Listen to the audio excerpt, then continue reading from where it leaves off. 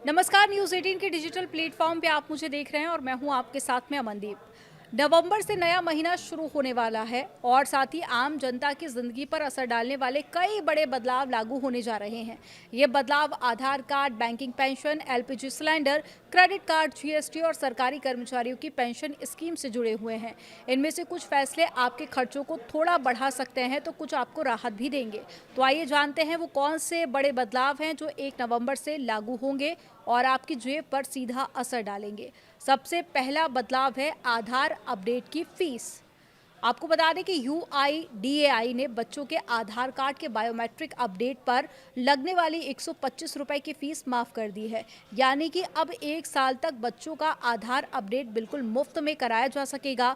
वहीं वयस्कों के लिए नाम, जन्मतिथि, पता या फिर मोबाइल नंबर अपडेट कराने पर 75 रुपए और बायोमेट्रिक डिटेल्स, फिंगरप्रिंट्स या फिर आइरिस स्कैन बदलवाने पर आपको 125 रुपए की फीस पहले की तरह ही देनी होगी।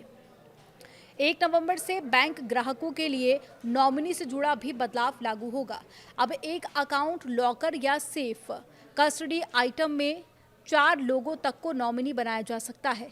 ये बदलाव परिवारों के लिए आपात स्थिति में फंड तक आसान पहुंच देने और साथ ही मालिकाना हक के झगड़े से बचाने के लिए किया गया है। और साथ ही नॉमिनी जोड़ने या फिर बदलने की प्रक्रिया भी अब पहले से काफ़ी ज़्यादा आसान कर दी गई है।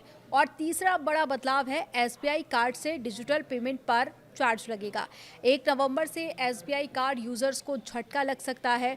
अब थर्ड पार्टी एप्लीकेशन से एजुकेशन से जुड़े पेमेंट्स करने पर आपको 1% फीस देनी होगी। इसके अलावा एसबीआई कार्ड से 1000 रुपये से ज़्यादा डिजिटल वॉलेट लोड करने पर भी आपको 1% फीस लागू होगी। यानी कि ऑनलाइन ट्रांजैक्शन करने वालों की जेब पर अब थोड़ा ज़्यादा एक्स्ट्रा बोझ पड़ेगा। और जो चौथा बदलाव है वो है पेंशनर्स के लिए ज़रूरी अलर्ट। सभी रिटायर्ड केंद्रीय और राज्य सरकार के कर्मचारियों को 30 नवंबर तक अपना वार्षिक लाइफ सर्टिफिकेट जमा करना अनिवार्य है। ये काम बैंक ब्रांच में जाकर या फिर जीवन प्रमाण पोर्टल के माध्यम से ऑनलाइन भी किया जा सकता है। अगर समय पर प्रमाण पत्र जमा नहीं किया गया तो पेंशन भुगतान देरी से या बंद हो सकता है। इसके अलावा ये बदलाव सबसे ज़रूरी है, पांचवा बदलाव, एलपीजी सिलेंडर के दामों में बदलाव संभव है। हर महीने की पहली तारीख को तेल कंपनियां एलपीजी सिलेंडर की नई कीमतें जारी करती हैं।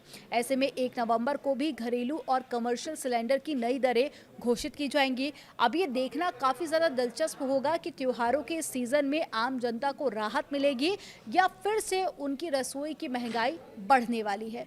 तो ये 5 बदलाव हैं जो 1 नवंबर से लागू होने वाले हैं। ऐसी ही और वीडियोस के लिए आप बने रहिए न्यूज़ 18 के साथ।